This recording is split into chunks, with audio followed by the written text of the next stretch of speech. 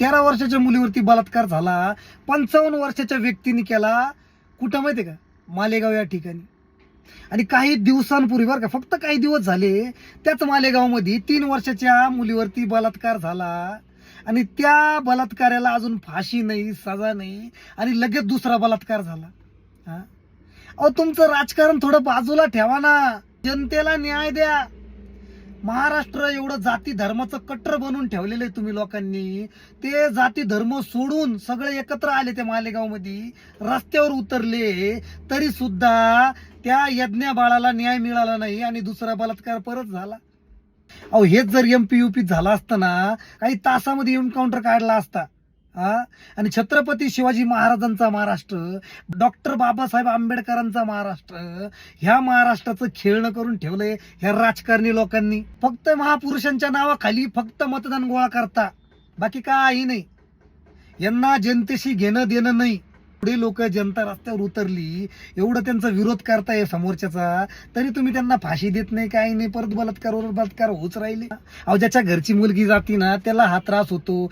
महाराष्ट्रामध्ये अशा घटना घडताय ना, तर भीती वाटायला लागली. आपल्या घरामध्ये एखादा पाहुणा आला ना, त्या पाहुण्याच्या मांडीवर लहान बाळ जरी गेलं ना, तर माणसाला डायरेक्ट विचार येतो, यार याच्या मनामध्ये काय असेल काही नाही. इतकी वाईट परिस्थिती सध्या महाराष्ट्रामध्ये, फक्त या बलात्काऱ्यांना संपून टाका ना. कशाला पोचताय त्यांना? भर चौकात कापा ना, यांना गोळ्या घाला ना.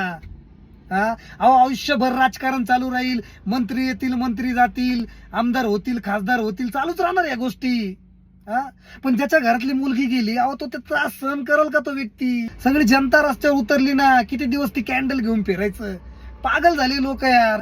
कधी न्याय देणार आहे सांगा ना?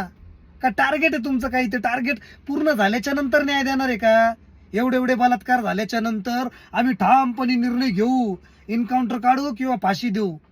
कित्येक दिवस वैतागली जनता. पण अति तिथं एक दिवस तरी माती होती, लक्षात ठेवा. त्याच्यामुळे ना अति करू नका, न्याय द्या. जनता न्याय मागती, वैतागली लोक.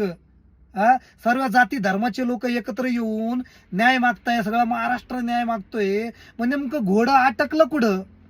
खरंच खूप वाईट वाटते, कारण की आमच्या घरात पण लहान बाळ आहे, त्याच्यामुळे का त्रास होतोय या गोष्टीचा. तो मित्रांनो, हे राजकारणी लोक, हे मंत्री संत्री आपल्याला न्याय देणार नाही. त्याच्यामुळे आपणच आपल्या लहान बाळांकडे लक्ष द्या. कोणी नातेवाईक आले ना, त्यांच्या मांडीवर सुद्धा नका देऊ, कारण की आजकाल कोणाची नीतिमत्ता कशी असेल काही सांगता येत नाही मित्रांनो. आणि काही माझं चुकलं तर माफ करा. धन्यवाद.